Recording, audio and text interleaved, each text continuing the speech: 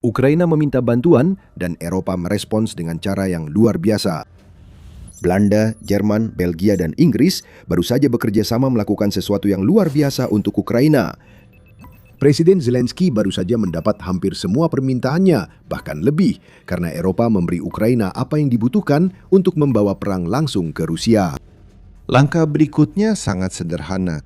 Ukraina hancurkan Rusia. Pertemuan Ramstein terbaru telah selesai dan Ukraina meraih kemenangan lebih besar dibanding hampir semua pertemuan sebelumnya. Seberapa besar kemenangan tersebut? Ukraina meninggalkan pertemuan itu dengan serangkaian paket bantuan baru yang totalnya sekitar 4 miliar dolar. Ini bukan sekedar janji-janji samar. Uang tersebut akan diberikan dalam bentuk senjata yang dibutuhkan Ukraina dalam perang melawan Rusia dan sudah dikonfirmasi oleh Menteri Pertahanan Ukraina, Mikhailo Fedorov. Dalam pengarahan setelah pertemuan, Fedorov mengatakan bahwa sekutu-sekutu Ukraina telah melihat bahwa kini terbuka peluang bagi mereka. Dia menjelaskan bantuan baru yang akan diberikan. Hari ini kemungkinan diumumkan salah satu paket bantuan terbesar dalam program Pearl senilai 1 miliar dolar. Sebuah paket untuk artileri jarak jauh juga diumumkan hari ini, yang berarti sistem jarak jauh yang mampu menjangkau lebih dari 30 km, ujar Fedorov. Inti pernyataan itu adalah potensi salah satu paket bantuan terbesar dari program Pearl. Pearl adalah singkatan dari Prioritize Ukraine Requirements List, dan ini adalah program yang dibuat oleh Amerika Serikat yang memungkinkan mitra Ukraina lainnya untuk membeli senjata buatan Amerika Serikat yang kemudian dikirimkan langsung ke Ukraina. Perantara dalam skema senjata yang sebelumnya dikirim ke negara lain untuk disimpan sebelum penyerahan, kini dihilangkan. Sebagai gantinya, Ukraina menunjuk apa yang diinginkannya, dan bantuan tersebut digunakan untuk senjata-senjata itu yang langsung dikirim ke Ukraina. Pearl telah mengawasi donasi bantuan besar. Hingga akhir 2025, anggota dan mitra NATO telah menjanjikan lebih dari 4 miliar dolar kepada Pearl, meski itu dijanjikan selama beberapa bulan, dan diperkirakan jauh lebih banyak dana akan mengalir ke program ini pada 2026 dan seterusnya. Kini, hal itu mulai terlihat. Tambahan 1 miliar dolar ke Pearl berarti Ukraina mendapat banyak senjata barat yang dibutuhkan Ukraina untuk menopang industri produksi drone dan senjata dalam negerinya sendiri. Namun Pearl bukanlah seluruh ceritanya, masih jauh dari itu. Kami menyebutkan 4 negara di awal video ini. Keempatnya meningkatkan bantuan dan dukungan untuk membuat Ukraina lebih kuat. Kita mulai dengan Belgia. Berita utama dari format Ramstein adalah Belgia akhirnya mengirimkan beberapa F-16 yang dijanjikan ke Ukraina sejak beberapa tahun lalu. 7 pesawat akan segera mendarat di wilayah Ukraina. 3 diantaranya siap tempur dan siap digunakan, sementara 4 lainnya adalah pesawat yang dapat dibongkar oleh Ukraina untuk diambil suku cadangnya guna merawat armada F-16 mereka yang lain. Ini peningkatan signifikan dari janji Belgia sebelumnya yang hanya akan mengirim 4 F-16 tidak siap tempur menurut RBC Ukraina. Ini juga menandakan Belgia mulai mengatasi keterlambatan yang sebelumnya membuat pengiriman tertunda. Baik Belgia maupun Norwegia telah menunda pengiriman 36 F-16 yang dijanjikan kepada Ukraina dengan alasan dari pihak Belgia adalah mereka sedang menunggu pengiriman F-35 dari Amerika Serikat sebelum dapat melanjutkan. Fnamals milik Norwegia berada di fasilitas Belgia menunggu perbaikan yang juga tertunda, menurut laporan RBC Ukraina. Fakta Belgia membuat janji ini sangat berarti bagi Ukraina. Ini berarti alasan dan penundaan berakhir. Angkatan Udara Ukraina akhirnya diperkuat dengan pesawat yang dinilai banyak orang seharusnya sudah membela Ukraina dan menghancurkan Rusia sejak lama. Selanjutnya, Inggris. Inggris kini tak bisa lagi dituduh menunda dukungan untuk Ukraina. Inggris secara konsisten menjadi salah satu pendukung paling setia Ukraina, bahkan sudah menjalin kerjasama produksi drone. Inggris juga berupaya memimpin koalisi negara-negara yang bersedia untuk memberi jaminan keamanan dan kemungkinan menempatkan pasukan di Ukraina pasca perang. Di Ramstein, Inggris lebih fokus memperburuk posisi Rusia dan membantu Ukraina dengan memberi lebih banyak bantuan. Apa maksud dari lebih banyak? Ratusan rudal dan ribuan drone, semuanya dibayar menggunakan hasil dari aset Rusia yang disimpan di Inggris. RBC Ukraina melaporkan bahwa Inggris menjanjikan paket bantuan sebesar 852 juta pound sterling kepada Ukraina. Itu akan mencakup pendanaan untuk 150.000 drone buatan Ukraina serta 350 rudal untuk sistem pertahanan udara Ukraina. Masih terkait perlindungan udara, Inggris juga akan menyediakan radar yang lebih modern untuk sistem Ukraina guna membantu Ukraina mendeteksi ancaman yang masuk yang dapat dihancurkan dengan rudal dan drone pencegat miliknya. Apa yang kita lihat di sini adalah penguatan atas aliansi yang telah berkembang menjadi salah satu aliansi terkuat di seluruh Eropa. Inggris tetap membantu Ukraina meski menghadapi gejolak internal akibat pengunduran diri Menteri Pertahanan John Healey dan Perdana Menteri Sir Keir Starmer di tengah perdebatan anggaran militer. Ukraina menghargai bantuan ini dan berterima kasih atas dukungan pertahanan udara tambahan, apalagi yang diberikan Inggris sejalan dengan janji Jerman di pertemuan Ramstein. Sebagai bagian dari kontribusinya, Jerman telah menjanjikan 400 juta dolar untuk membeli amunisi pertahanan udara bagi Ukraina bersama dengan tambahan 200 juta dolar untuk membeli rudal pencegat PAK-3 yang keduanya akan tiba di Ukraina melalui program Pearl menurut laporan Keypost. Ini adalah keempat kalinya Jerman memakai Pearl sejak program itu dibuat, dan pembelian rudal Patriot oleh mereka sangat penting bagi Ukraina. Rudal ini dibutuhkan Ukraina untuk melawan rudal jelajah dan balistik Rusia, tetapi stoknya sangat terbatas dalam beberapa bulan terakhir. Menteri Pertahanan Jerman Boris Pistorius menjelaskan, bantuan lain dari Jerman termasuk di luar program Pearl. Pertahanan udara tetap prioritas kami. Kami baru saja kirim satu sistem IRIS-T lagi ke Ukraina. Baru-baru ini, kami juga telah mempercepat pasokan rudal berpemandu IRIS-T, SLS, dan SLM. Kami juga akan menyediakan ratusan rudal udara ke udara dari persediaan kami. Inggris dan Jerman fokus pada pertahanan udara dalam bantuan militernya karena alasan kuat. Ukraina sangat membutuhkan lebih banyak rudal dan sistem modern. Zelensky menyatakan telah menyampaikan hal itu dengan jelas kepada Sekjen NATO Mark Rutte saat pidato pembukaan di format Ramstein. Kemarin saya diskusi dua isu mendesak dengan Mark. Pertama, jumlah sistem pertahanan udara. Kedua, peluru artileri. Saat ini keduanya tidak cukup. Keduanya sangat dibutuhkan, ujar Zelensky. Ia mendesak para pemimpin Eropa agar lebih aktif, tak hanya melindungi Ukraina, tapi juga menjamin keamanan Eropa dari ancaman Rusia. Dan angka-angka mendukung Zelensky. Menurut media Guara di Kharkiv, Rusia meluncurkan 8.150 drone dan 211 rudal ke Ukraina pada bulan Mei, menewaskan 274 warga sipil dan melukai 1.763 lainnya dalam serangan itu. Itulah strategi Rusia, melakukan kejahatan perang untuk menakut-nakuti rakyat Ukraina agar menyerah. Meski angka-angka ini tragis, berita utamanya ada pada tingkat intersepsi. Pertahanan udara Ukraina menembak jatuh sekitar 90% drone Rusia diduga berkat peran besar drone pencegat Ukraina. Tingkat tersebut masih bisa dinaikkan, tapi bukan prioritas utama Ukraina saat ini. Prioritas utama Ukraina kini adalah ancaman rudal Rusia. Dari 211 rudal yang diluncurkan Rusia pada bulan Mei, Ukraina hanya mampu menghentikan 55% saja. Jumlahnya turun drastis untuk rudal balistik, di mana Ukraina hanya mampu mencegah 17% dari yang ditembakkan Rusia. Rudal Patriot dan pertahanan udara modern sangat dibutuhkan Ukraina.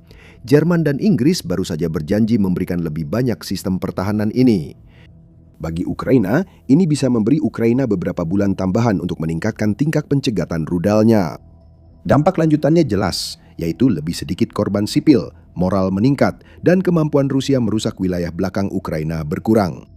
Sedikit kerusakan di belakang memungkinkan lebih banyak kekuatan ofensif ke garis depan. Berbicara soal serangan, disitulah Belanda berperan.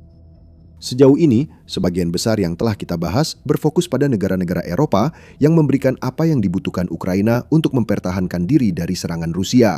Sangat penting, tetapi ada jendela peluang seperti disebut Fedorov saat Ukraina membangun momentum melawan Rusia.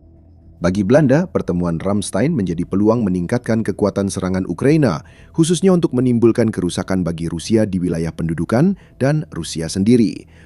Apa artinya itu? Kami akan mengungkap semuanya sebentar lagi. Pertama, ini adalah pengingat bahwa Anda sedang menonton The Military Show. Jika Anda belum berlangganan saluran ini, sekarang adalah waktu yang tepat untuk berhenti sejenak, tekan tombolnya, lalu kembali menonton videonya. Bagi Belanda, serangan adalah prioritas utama. RBC Ukraina melaporkan bahwa di antara bantuan lainnya, Belanda akan memberikan 700 rudal jelajah kepada Ukraina sebagai bagian dari paket bantuannya. Ini menimbulkan pertanyaan, dari mana rudal-rudal ini berasal? Bagaimanapun juga, bukan berarti Belanda memiliki persediaan besar rudal jelajah yang bisa langsung diberikan ke Ukraina sambil tetap memastikan wilayahnya sendiri tetap terlindungi. Belanda punya beberapa, tentu saja. pada April 2025, Belanda mengumumkan akan menghabiskan $2 miliar untuk membeli 175 rudal jelajah Tomahawk. Rudal ini tidak akan dikirim ke Ukraina. AS harus memberi izin dulu, dan jumlahnya masih belum cukup untuk mencapai 700 rudal seperti laporan RBC Ukraina. Tapi disinilah letak kecerdikan donasi Belanda itu. Belanda tidak akan memberikan 700 rudal jelajah kepada Ukraina dari persediaan mereka sendiri. Sebagai gantinya, mereka akan mendanai pembuatan 700 rudal Ruter. Rudal ini kemungkinan besar akan dibuat di fasilitas Destines di Belanda, sehingga Ukraina tak perlu khawatir Rusia menemukan dan menghancurkan fasilitas produksinya. Sebaliknya, Belanda akan mengeluarkan dana yang dibutuhkan untuk membangun 700 rudal Ruter dan kemudian akan mengirim semuanya ke Ukraina. Rudal Ruter mana yang akan diterima Ukraina belum dikonfirmasi. Ada 3 blok rudal ini, dengan Ruter blok 1 sebagai dasar untuk 2 blok lainnya. Versi khusus itu dapat menempuh jarak sekitar 300 km dengan membawa muatan seberat 150 kg, yang sangat cocok untuk kampanye serangan jarak menengah yang telah digunakan Ukraina untuk benar-benar menghancurkan logistik Rusia sejak sekitar bulan Mei. Center for European Policy Analysis menambahkan bahwa Ruter Blok 2 meningkatkan jangkauan hingga 800 km dan muatan hingga 250 kg. Blok 3 mampu menempuh 2000 km dan membawa muatan 250 kg cukup untuk mencapai Moskow, bahkan lebih jauh. Dan rudal tersebut menghantam dengan cukup keras untuk menyebabkan banyak kerusakan pada fasilitas minyak dan militer yang menjaga mesin perang Rusia tetap berjalan. Ruter merupakan solusi Eropa atas masalah produksi rudal jelajah yang telah lama ada. Fakta bahwa Belanda berkomitmen mengirimkan 700 rudal jelajah ini ke Ukraina berarti mereka sangat serius menanggapi komentar Fedorov tentang adanya peluang. Ukraina sudah menyebabkan kerusakan besar di wilayah belakang Rusia dengan menggunakan drone dan hibrida rudal drone miliknya sendiri. Tambahkan ratusan rudal jelajah jarak menengah dan jauh ke dalam persamaan itu, maka Rusia akan langsung merasakan dampak yang jauh lebih menyakitkan saat mitra Ukraina meningkatkan pertahanan terhadap senjata serupa. 4 sekutu Ukraina memakai pertemuan Ramstein pertengahan Juni untuk menyampaikan pesan. Kami memberi Ukraina apa yang diinginkan dan dibutuhkannya. Kini, tugas Ukraina membuat Rusia membayar atas tindakannya selama lebih dari 4 tahun terakhir.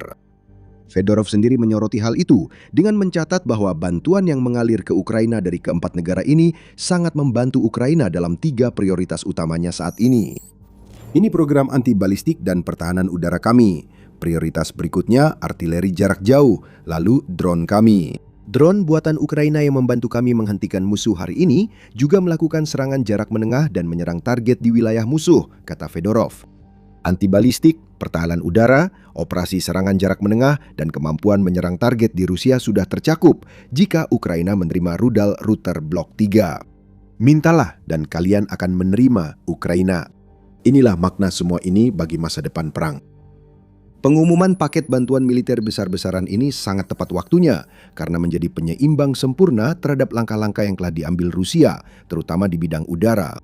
Liga menyatakan Rusia meningkatkan produksi drone dan memodernisasi beberapa misil sehingga serangan udaranya makin mengancam Ukraina. Kita sudah melihat buktinya dalam beberapa bulan ini. Pada 2 Juni, Moscow Times melaporkan produksi pesawat Rusia pada April naik lebih dari 2 kali lipat dari tahun sebelumnya, mencapai 117% lebih banyak dari 2025 dan jauh melampaui rata-rata pertumbuhan tahunan sebesar 68%.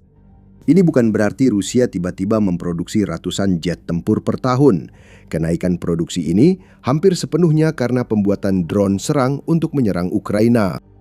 Untuk rudal, pada 13 Juni muncul laporan dari Liga yang mencatat bahwa Rusia sedang memodernisasi rudal Iskander dan KH-101 bersama dengan bom KAB dengan mencoba meningkatkan jangkauannya, meningkatkan ketahanannya terhadap pertahanan udara, dan juga meningkatkan produksinya.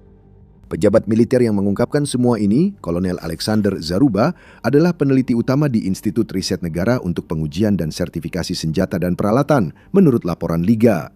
Jadi dia pasti tahu apa yang sedang dicoba Rusia. Ukraina harus mengatasi peningkatan produksi drone dan ancaman rudal yang makin besar ini. Dengan pertahanan udara yang dijanjikan kepada Ukraina, dikombinasikan dengan upaya Ukraina sendiri dalam mengembangkan drone pencegat, menghadapi ancaman ini kini menjadi mungkin. Ukraina akan mencegat lebih banyak dari apa yang dikirimkan Rusia, dan itu sangat baik. Apalagi drone dan rudal Rusia menimbulkan ratusan hingga ribuan korban sipil tiap bulan. Bantuan militer ini sangat mendorong pertahanan Ukraina, namun Fedorov menyebut ada jendela peluang. Dia bukan satu-satunya yang memakai istilah itu di pertemuan Ramstein terakhir. Rutte juga memakai istilah itu, menyebut pertemuan tersebut memberi Ukraina dan sekutunya kemampuan beralih ke fase pengiriman jelang KTT NATO di Ankara. Jendela peluang. Saya pikir ini adalah topik utama hari ini, kata Rutte, sebelum menambahkan bahwa bantuan yang berfokus pada prioritas Ukraina akan membantu meningkatkan tekanan pada Rusia dan memaksa mereka untuk duduk di meja perundingan dan akhirnya bergabung dalam diskusi serius untuk menghentikan perang yang mengerikan ini. Pembicaraan soal fase baru bantuan militer mencerminkan pandangan Ukraina, Rutte, dan banyak orang Eropa di medan perang, bukan sekedar omong kosong. Ukraina kini unggul, sementara Rusia kesulitan meraih pencapaian seperti 4 tahun terakhir, meski sedang melakukan serangan musim semi dan musim panas yang seharusnya mengakhiri operasi militer khusus. Kenyataan di lapangan adalah militer Rusia berada di bawah tekanan yang jauh lebih besar daripada yang pernah mereka alami selama ini. Ukraina telah melakukan serangan balasan secara strategis dan cerdas, membebaskan lebih dari 600 km persegi wilayahnya sendiri dari Rusia sejak awal tahun 2026. Ini bukan situasi Ukraina membebaskan wilayah, lalu Rusia merebut lebih banyak di tempat lain. Institut Studi Perang ISDW menyatakan Ukraina pada April dan Mei berhasil merebut lebih banyak wilayah dibandingkan yang direbut Rusia. Jadi Ukraina berada dalam posisi unggul secara neto dalam perolehan wilayah, sementara Rusia berada dalam posisi tertekan. Jika ingin membahas peluang, perubahan momentum ini sangat besar. Ini memperlihatkan pada sekutu Ukraina bahwa dukungan lanjutan pasti meningkatkan peluang Rusia menyerah. Salah satu alasan besar di balik perubahan ini adalah kampanye serangan jarak menengah yang akan makin diperkuat oleh rudal Rutter buatan Belanda untuk Ukraina. Dalam penilaian perang Ukraina 20 Juni, ISW menyatakan Ukraina tak menunjukkan tanda-tanda melambat di front itu, karena secara sistematis menyerang jembatan yang menghubungkan Oblast Kherson ke Crimea, sehingga mengisolasi semenanjung yang dihargai Putin dengan memutus dukungan logistiknya. Atlantic Council juga menilai jalan-jalan di Ukraina Selatan yang diduduki Rusia kini menjadi zona terlarang akibat serangan jarak menengah. Kampanye itu juga melemahkan serangan Rusia di garis depan, sehingga kemajuan boneka Putin minim, sementara Ukraina berhasil membebaskan wilayah. Jika serangan terhadap infrastruktur energi Rusia ikut diperhitungkan, terlihat strategi Ukraina yang brilian, yang melemahkan Rusia di setiap kesempatan dan telah menyebabkan keadaan berbalik menguntungkan Ukraina, setidaknya selama akhir musim semi tahun 2026. Rusia akan berupaya lebih keras musim panas ini. Menjelang akhir Mei, kami melihat Rusia meningkatkan serangan mekanis di seluruh garis depan, menurut laporan Voice of Ukraine. Tekanan Ukraina mulai membuahkan hasil, dan dukungan lebih besar kini bisa menjaga tekanan itu sekaligus melindungi Ukraina dari serangan udara Rusia. Itulah sebabnya format Ramstein pada Juni 2026 sangat besar artinya bagi Ukraina. Ini bukan hanya soal uang yang disumbangkan, tapi tentang apa yang diwakili oleh uang itu, sebuah pengakuan nyata dari para mitra Ukraina bahwa mereka melihat perubahan sedang terjadi dan mereka percaya Ukraina bisa melakukan lebih banyak. Dukungan kuat kini sangat penting karena efektivitas tempur Rusia menurun dan efektivitas tempur Ukraina berada pada tingkat yang jarang terlihat dalam lebih dari 4 tahun pertempuran. Ukraina harus menjaga momentum ini. Berkat 4 negara Eropa, Ukraina baru saja mendapat apa yang dibutuhkannya untuk menghancurkan Rusia. Itu memang sudah dilakukan Ukraina sejak beberapa waktu lalu. Dan apa yang terjadi di Moskow pada 18 Juni adalah contohnya. Siap-siap karena unit penyimpanan bahan bakar kilang minyak Moskow gagal. Dan tonton video kami saat kami ungkap ledakan yang mengguncang Moskow dan memicu kebakaran hebat. Jika Anda suka video ini, jangan lupa berlangganan The Military Show agar tidak ketinggalan konten berikutnya. Terima kasih telah menonton.